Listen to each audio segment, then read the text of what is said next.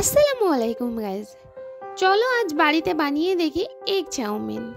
Egg chowmein বানানোর জন্য প্রথমে চাউমিনটাকে সিদ্ধ করে নিলাম। সিদ্ধ করা হয়ে গেলে চাউমিনটা ঠান্ডা জল দিয়ে ধুয়ে সাদা তেল ছিটিয়ে নেড়ে রেখে দিব।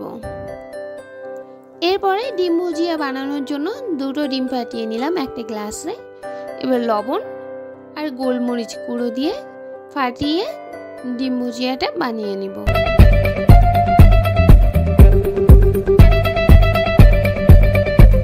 এখানে আমাদের ডিম ভুজিয়া রেডি।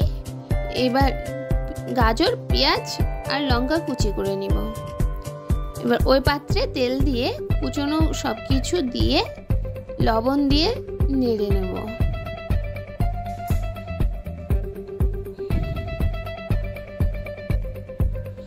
চাউমিনটা দিয়ে দিব।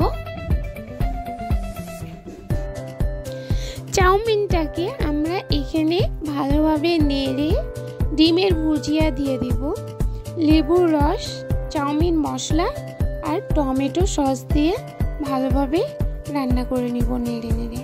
পরবর্তীতে তোমরা কি রেসিপি দেখতে চাও কমেন্টে জানাও, আর তোমাদের রিকোয়েস্ট অনুসারে ভিডিও আসবে।